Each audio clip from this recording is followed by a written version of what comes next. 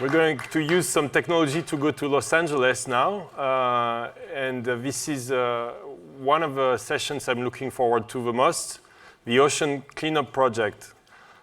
Because we talk, here is Boyan Slat. Hey Boyan, can you hear me? I can hear you, yes. I would love to have a screen, Boyan here too, because otherwise I have to look here, if you can do that. Boyan, welcome to PAUA. Thank you. Who knows about the Ocean Cleanup Project? Wow, okay. You cannot see the room, you can just see me, but pretty much everybody raised their hand. And we have more than 30 countries in the room at this first edition of PAUA, Boyan. So thank you very much for taking the time in Los Angeles. You're waking up, I guess, 9 a.m. or something like that, like 8 a.m. So thank you. Can we start at the beginning to explain, because I would love to see thousands of entrepreneurs like you. What you've done is mind-blowing. So can you tell us how you started? Where did it start, this idea to clean up the oceans? Oh, sound. Or something behind you. It's. Can you start again, because we lost you for a second? Okay. No worries. No, I was saying thanks for having me. And it looks kind of, I look like Big Brother on the big screen behind you. So, but yeah, no. So it's been quite a journey. It's been almost 10 years ago that I started the Ocean Cleanup. I've always been very passionate about technology, about making things throughout my youth. Really, I was always a bit of an inventor. When I was 5, I enjoyed building my own computers, and then when I was 8, I enjoyed making explosives. So my parents really loved that phase. And then when I was 12, I set a Guinness World Record for launching the most sort of water-powered rockets at the same time. So I think it was 213 of them at the same time. So I always had my project. I was never bored as a kid, and I was always sort of manically focused on whatever I was passionate about at that moment. And so my next passion I discovered when I was 16 years old. I went scuba diving in Greece, and I came across more plastic bags than fish. And I thought, why can't we just clean this up? And yeah, that question was kind of stuck with me. I couldn't stop thinking about it, and that ultimately led to the ocean cleanup. And then, of course, when I look at where I was back then, where I'm now, I really didn't know what I was getting myself into. I never, of course, never run a company. I never did anything of this scale. But ultimately, that didn't really matter in a way. I think on one hand, the sort of the naivety of thinking I could do anything about this problem was probably an advantage, because clearly everyone who had been working on this issue for a long time, who had their PhDs in oceanography, etc., were of the opinion that it could never be done, right? So knowing that something can't be done can actually be kind of a handicap, right? So I think that's something I learned. And then also, it's not necessarily so much about experience, it's more about being curious, being willing to learn, and then being willing to adjust your views and opinions as you go based on those learnings, which I think really has been the engine for me behind the past these years. It's again, I was completely foolish when I started. I made so many mistakes in terms of hiring, in terms of technology, being too married to the initial concept and things like that. But you try things, you fail, you learn, you adjust, and you just have to keep going. And that's how much funds have you? How much money have you raised in total at the beginning and now? so quite a substantial number now. So it's I think over 200 million now cumulatively. So and Yeah. that's all gifts, right? So we're non-profit. Um, at the same time, of course, scaling up will require more funds, but at least this has gotten us through the development phase. We now have technologies for both rivers to stop it in rivers and to cleaning up at the patch, which we're engaged in on both sides now.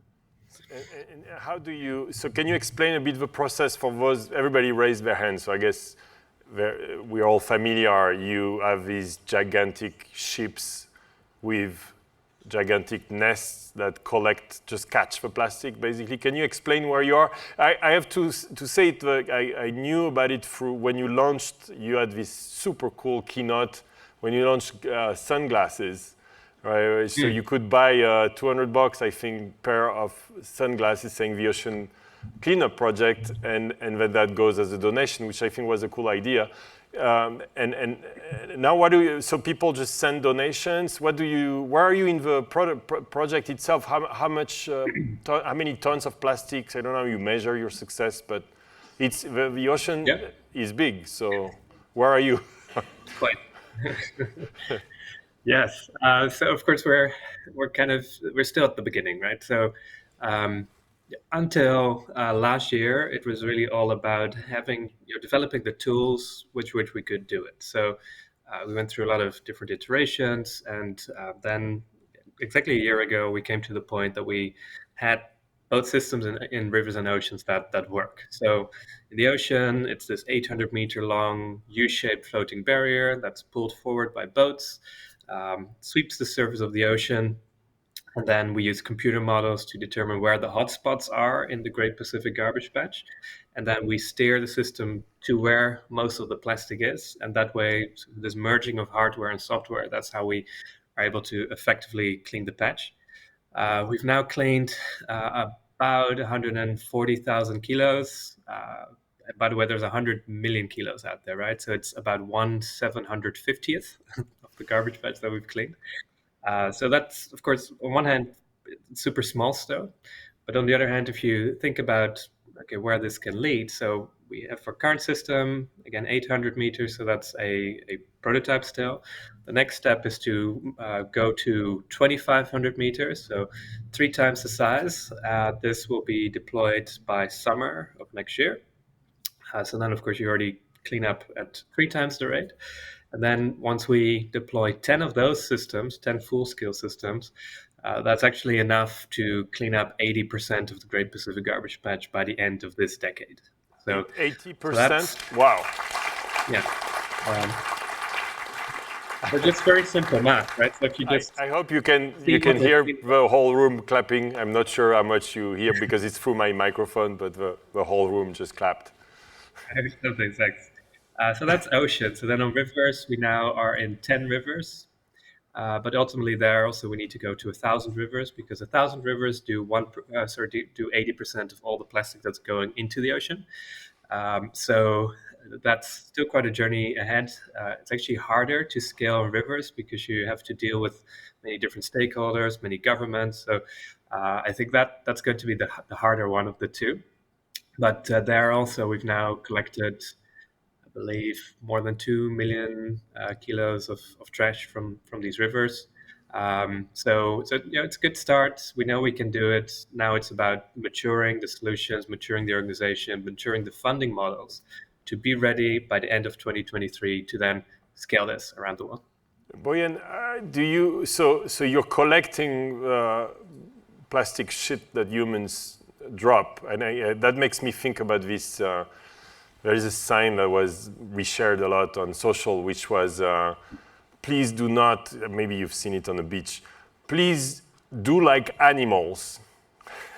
Do not leave your trash on the beach or in the ocean, because animals don't do that. So we humans are not very good at this, obviously. Is there anything you're doing, or what are your thoughts on actually solving the problem itself, which is that we're all more conscious? Because one way is to remove it, but you're facing a cycle, right, that people keep trashing. Is there something you do, or you have thoughts about that too, to re-educate the whole planet? Yeah, definitely. Consciousness? So, I mean, yeah. So, in terms of what we are doing in the middle of the ocean, I mean, there's no substitute to doing that than just having a technological solution to clean it up, right? I mean, we can't educate the garbage patch away. When it comes to the inflow, though, I mean, there's many ways we could address that. The reason why we're focusing on putting these interceptors in rivers is because we believe it's the fastest and most cost-effective way to do it. But it's not the ultimate way. I mean, ultimately, we don't want to keep these interceptors operational forever. It's more to buy the world time to get its act together, so that there's ultimately no plastic even going into these rivers, right? So, when it comes to changing people's minds, I'm not really a fan of sort of the negative tactics that you see a lot of NGOs do, where it's about either shaming people or shocking people or things like that, pointing fingers. Ultimately, solving problems, you don't do that by fighting against the things you don't agree with, but building towards the future that you do agree with, right? So what we're seeing actually in the places that we have interceptors, because suddenly people realize that these rivers can be clean, it's actually having a big impact on these communities. They suddenly start caring, even just in Dominican Republic, where one of these interceptors are, even just the local fishermen, they started cleaning up plastic from the river too, because they were kind of inspired by this mission. So ultimately, what we see is, and by the way, also the local government then started installing waste management infrastructure in the poor communities that live around these rivers, which ultimately is the big source of the trash for that river. So ultimately, what I hope is that, rather than explicitly saying to people, "Hey, you should change," we can do this implicitly, just by doing something positive, by working on this problem, making it visible that way, and letting people make this connection themselves. How about, of course, I've watched, who has watched Seaspiracy here? Half of a room.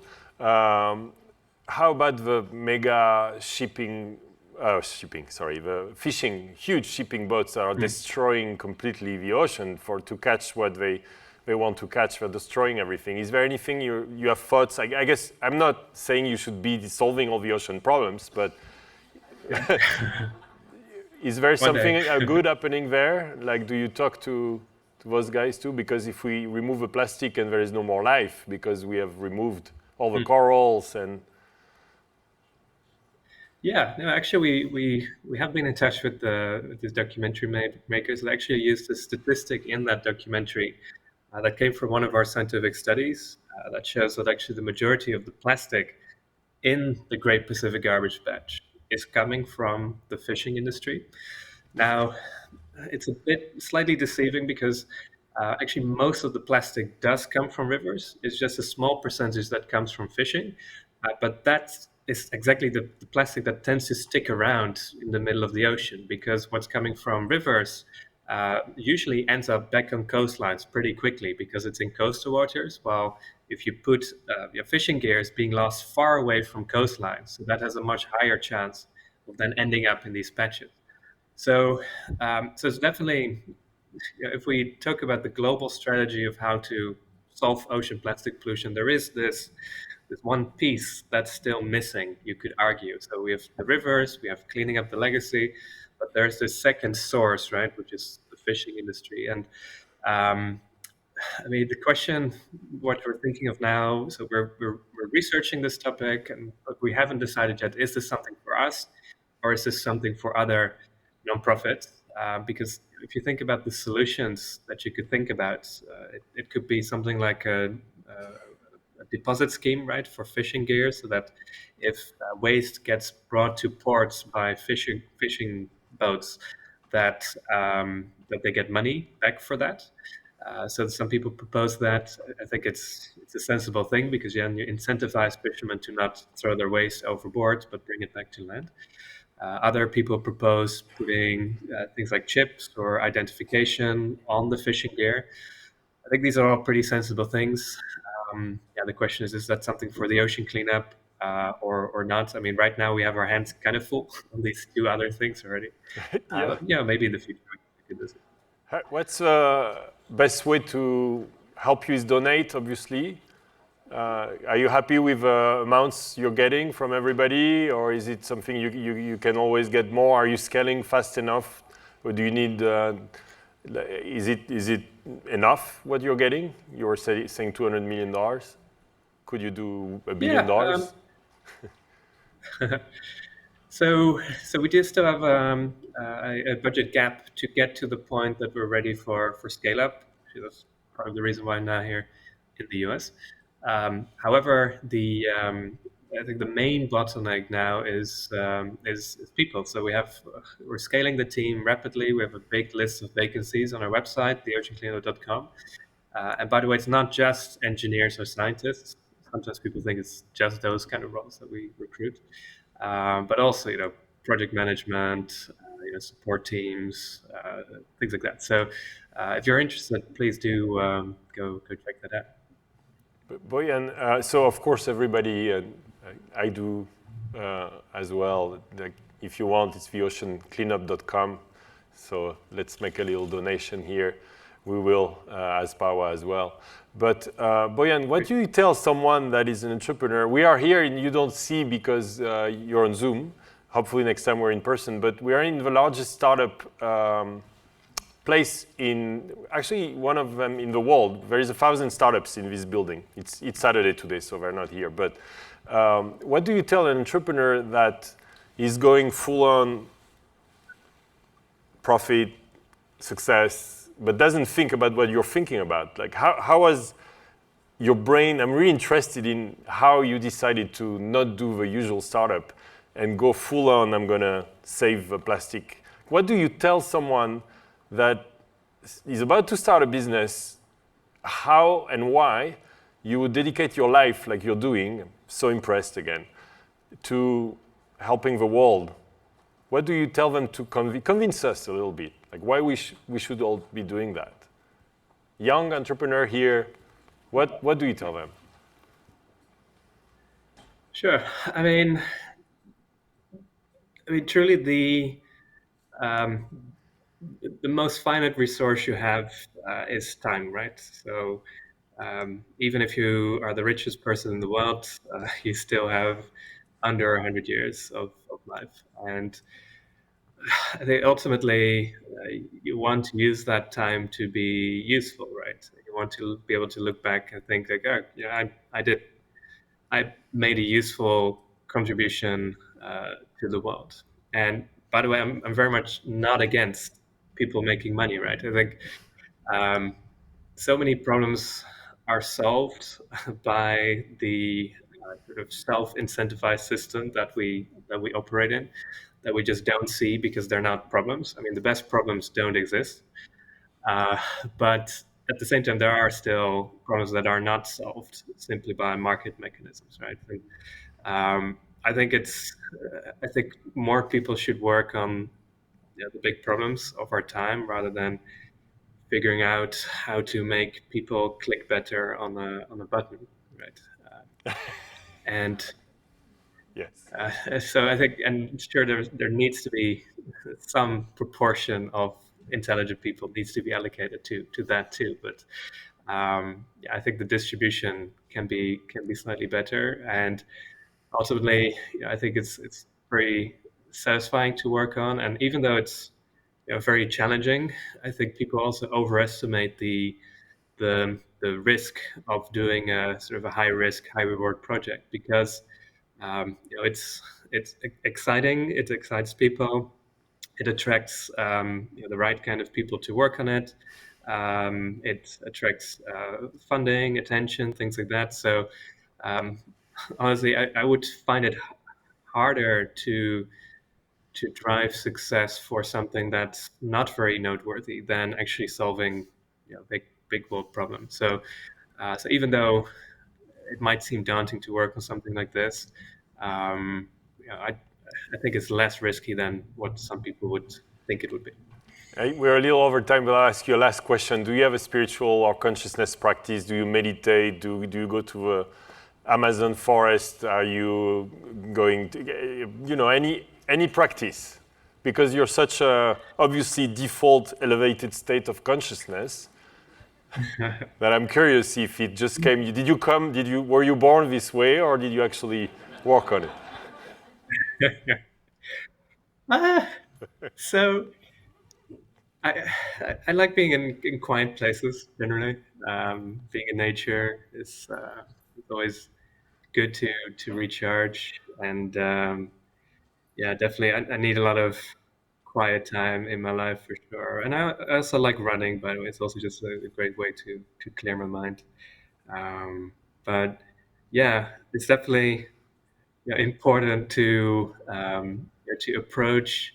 So there's so many problems. So I see the ocean cleanup just as this big marathon of jumping hurdles, right? And I mean, you can be very emotional and stressed about each of these hurdles, um, or you can just accept them as that's the way this thing works. This is what you signed up for, and what helped me a lot is to not look at these emotionally or being stressed or annoyed by these hurdles, but just accepting them as part of the game and sort of rationally analyzing and figuring out how to overcome them. And just having this belief that ultimately we've already passed so many issues over these years, systems that failed, systems that broke. So the next time we again run into a hurdle, I'm not like, oh, this is all going to shit. I'm like, okay, of course we've overcome so many things. We'll overcome this one too. Boyan, thank you so much for taking the time because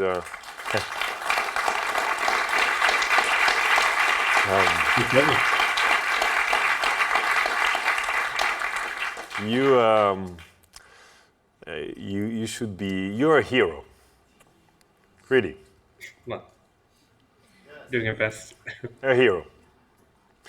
And I know your time is very limited. You only have about 100 years to live, so I will let you go keep cleaning the ocean. But just know that this community here, more than donation, I really hope I meet you in person one day. We met through technology, but anything we can do to help, we'll be happy to. Thank you so much, Boyan, for taking the time. Boyan, sorry. Thank you so much for taking the time, and you have a good day in Los Angeles. We'll be following the ocean cleanup project.